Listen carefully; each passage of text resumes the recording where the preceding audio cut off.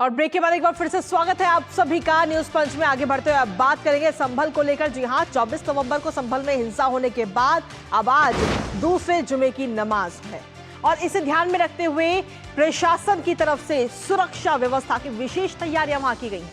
संवेदनशील स्थान पर पुलिस बलों को तैनात करने का निर्देश दिए गए, साथ ही 30 से ज्यादा मजिस्ट्रेट की भी ड्यूटी वहां पर लगाई गई है। आज संभल में इस समय 3 लेयर की सुरक्षा व्यवस्था है।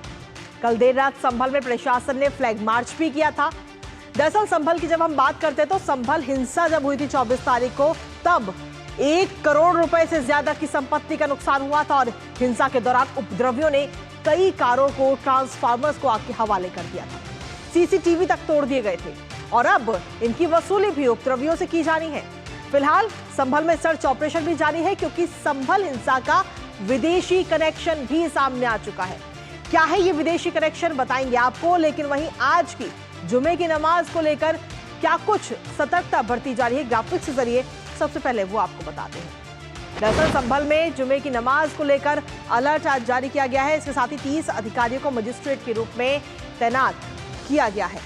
तो जुमे की नमाज को लेकर अलर्ट है। 24 तारीख को जब हिंसा हुई थी उसके बाद ये दूसरी नमाज है। आज प्रशासन ने धर्मगुरुओं के साथ में बैठक की है ताकि हालात पर कंट्रोल किया जा सके, हालात वहां पर ना खराब हो, उपद्रवी वहां पर ना हल्ला मचाए और किस तरीके के हालात खराब होने को लेकर के। और इसके साथ ही नमाज के दौरान जामा मस्जिद पर भीड़ इकट्ठा ना होने की भी अपील प्रशासन की तरफ से की गई है।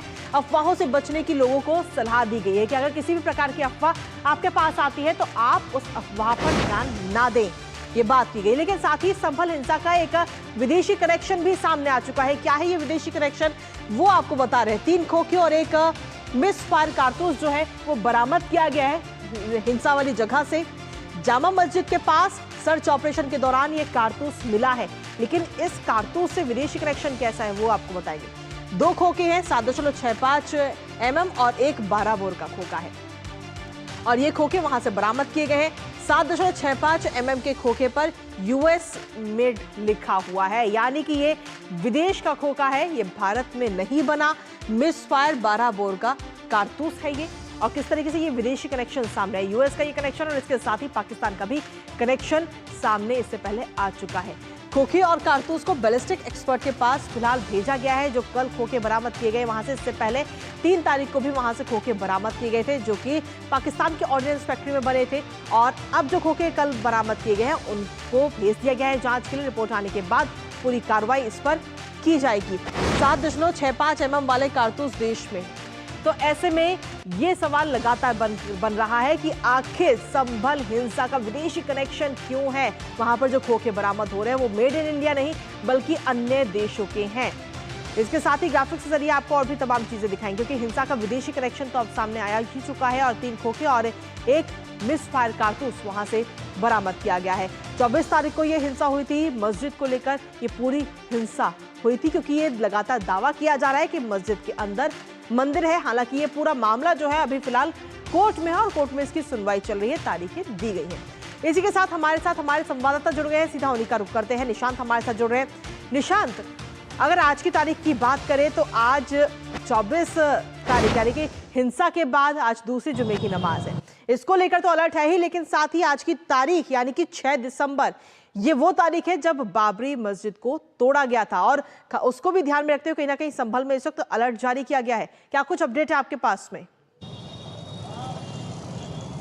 देखिए, बिल्कुल आज की तारीख को ध्यान में रखते हुए संभल समेत पूरे उत्तर प्रदेश में अलर्ट है। खासकर संभल की बात की जाए, अयोध्या की बात की जाए, मथुरा की बात की जाए, वाराणसी की बात की जाए, उन तमाम इलाकों में अलर्ट है। और संभल चूंकि अभी हिंसा की आग में झुलसा है, उसके चलते संभल में और ज़्यादा ध्यान रखा जा रहा है। कल ही यहाँ के डीएम ने बताया था कि 30 मजिस्ट्रेट को यहाँ पर तैनात किया गया है ताकि आज जो जुम्मे की नमाज है वो शांतिपूर्ण ढंग से हो सके। सबसे पहले कृतिका, मैं बताऊंगा कि मैं जिस जगह खड़ा हूं ये मस्जिद को रास्ता जाता है और जैसा कि कल बात की गई थी कि 3 लेयर सिक्योरिटी है, तो आप देख सकते हैं कि रास्ते की शुरुआत है और यहां पर प्रशासन किस तरीके से मुस्तैद नजर आ रहा है। लगभग संभल के हर गली में, खासकर जहां पर मस्जिदें हैं, कुछ इस तरीके से प्रशासन अलर्ट मोड में तैयार है। और जो पुलिस के जवान हैं और पुलिस के आला अधिकारी हैं लगातार यहां पर इस इलाके में घूम रहे हैं। कल रात देर रात भी बात की जाए जाए तो फ्लैग मार्च किया गया था, जिसमें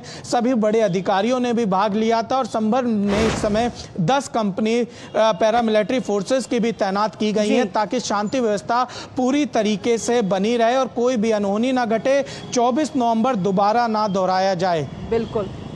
लेकिन साथ ही निशांत, अगर हम देखें तो संभल में जो हिंसा 24 तारीख को हुई थी, अब उसका विदेशी कनेक्शन भी सामने आ रहा है, क्योंकि जो खोखे वहां पर से बरामद हो रहे हैं, वो कोई खोखा पाकिस्तान ऑर्डिनेंस फैक्ट्री का बना हुआ है तो कोई यूएस निर्मित है। ऐसे में विदेशी कनेक्शन को लेकर अपडेट्स क्या है आपके पास?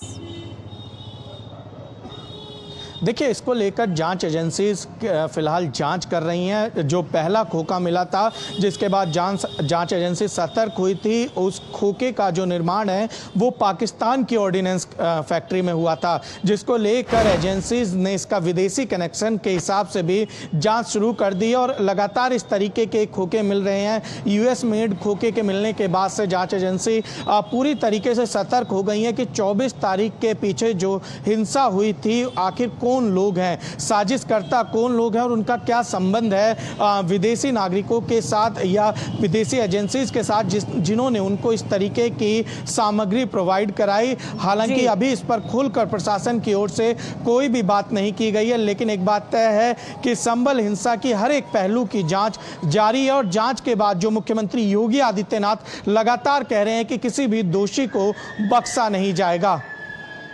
जी चलिए, फिलहाल बहुत बहुत शुक्रिया निशांत, तमाम अपडेट्स और जानकारी हमारे साथ साझा करने के लिए। यानी कि कुल मिलाकर हम देखें तो अभी भी फिलहाल वहां पर अलर्ट जारी है और पुलिस वहां पर काफी संख्या में मौजूद है, जो एक एक अपडेट पर नजर रख रही है। सीसीटीवी के जरिए नजर रखी जा रही है वहां पर एक एक चीज पर, और साथ ही ड्रोन के जरिए भी निगरानी वहां पर लगातार की जा रही है। इसके साथ ही लोगों से अफवाहों पर ध्यान ना देने की अपील की गई है और यह भी अपील की गई कि आज जुम्मे की नमाज है, तो ऐसे में आप अपने आसपास जो मस्जिद है वहां जाएं, जामा मस्जिद पर इकट्ठा ना हो, यह भी अपील प्रशासन की तरफ से की गई है। तो इसी के साथ फिलहाल न्यूज़ पंच में मुझे और हमारी टीम को दीजिए अनुमति, लेकिन इस वादे के साथ कि 2 बजे फिर होगी आपसे मुलाकात कुछ और तमाम अन्य खबरों के साथ। नमस्कार।